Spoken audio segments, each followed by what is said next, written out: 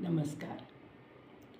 सुंदर विचारांची संकल्पना यामध्ये आज आपण विशेष करून चर्चा करणार आहोत. देव प्रारब्ध लिहितो का? तर देव अजिबात प्रारब्ध लिहित नाही. काही लोकांचे म्हणणे असे असते की माझ्या प्रारब्धात असेल तसेच होईल किंवा होणारच आहे असे म्हणून स्वस्थ बसून चालणार आहे का? म्हणजे बऱ्याच लोकांच्या अशा शंका असतात की माझ्या नशिबात असेल तसं होईल, म्हणजे माझ्या नशिबात हे होणारच आहे, म्हणजे नशिबात आहे तसं होईल म्हणून काहीच करायला नको का? असेल तसंच होणार आहे असं धरून चालणार आहोत का आपण आपल्या कर्माने प्रारब्ध तयार करत असतो. म्हणजे देव फक्त नैसर्गिक नियमांचे संचालन करतो. म्हणजेच काय, देव फक्त आपल्या कर्मांचे परिणाम स्वरूप फल आपल्याला देत असतो. मुळात देव ही संकल्पना संपूर्ण विश्वावर सत्ता गाजवणारी जी शक्ती आहे भगवंताची, जी अदृश्य पण चांगले वाईट परिणाम घडवणारी आहे, आपल्याला मार्ग दाखवणारी शक्ती. मग ती स्वामी रूप असो, रामरूप असो, कृष्णरूप असो, शिवस्वरूप असो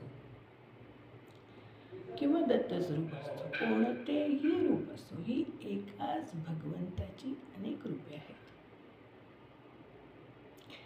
जेव्हा भक्ती जागृत होते तेव्हा प्रारब्ध शरण येते. म्हणजेच काय, भक्तीने, अंतःकरणापासून केलेल्या भक्तीने, श्रद्धेने, प्रार्थनेने आणि सत्कर्माने प्रारब्ध बदलता येते. जेव्हा भक्ती जागृत होते तेव्हा प्रारब्ध शरण येते. स्वामींच्या वरील श्रद्धेची शक्ती अशक्य गोष्टींनाही शक्य करू शकते. भगवंतावर श्रद्धा असेल तर नशीबही बदलते. म्हणजेच काय, दूषित कर्मानुसार आलेले भोग हे भक्तीने, श्रद्धेने, प्रार्थनेने आणि सत्कर्माने पूर्ण जरी टाळू शकत नसलो तरी ते भोग भोगण्याला सोपे जातात. म्हणजेच काय, भक्ती, श्रद्धा आणि प्रार्थना, अंतःकरणापासून केलेली भक्ती, श्रद्धा आणि प्रार्थनेने आपल्या प्रारब्धाचे विचित्र भोग थोडे सौम्य स्वरूपात होतात आणि ते सहजतेने भोगले जातात. म्हणजेच काय, तर सतत भगवंतावर श्रद्धा असेल तर नशीबही बदलते. दूषित कर्मानुसार आलेले भोग भोगण्याला सोपे जातात. म्हणजे दुसरे काय, सतत भगवंताशी अनुसंधान ठेवून काही ना काही सतत चांगले कर्म करीत राहणे, म्हणजे आपण सत्कर्माने आपल्या भविष्यातील प्रारब्ध हे शांत आणि सुखमय होऊ शकते. म्हणजेच काय, कृतीने किंवा मनाने सुद्धा आपल्या हातून एखाद्याला, म्हणजेच काय, कृतीने आणि मनाने सुद्धा आपल्या हातून एखाद्याला मदत केली गेली किंवा एखाद्याचे वाईट होऊ नये यासाठी आपण तत्पर राहिले तर ते सुद्धा आपले सत्कर्म होते. ती आपली एक प्रकारची भक्ती होती. शरीराच्या आतमध्ये वास करणारा आत्मरूपी परमेश्वर, आत्म्याचा प्रवास हा हजारो जन्मांचा असतो. त्यामुळे आपल्या प्रारब्धाशी हजारो जन्मांचे कर्म हे चिकटलेले असतात आणि हजारो जन्मांचे कर्म आणि कर्मफळ यांचा हिशोब असतो. कधी कधी काय होतं, तर आपल्या प्रारब्ध रूपाने आलेले भोग हे मागील जन्माच्या कर्माचे सुद्धा फळ असू शकते.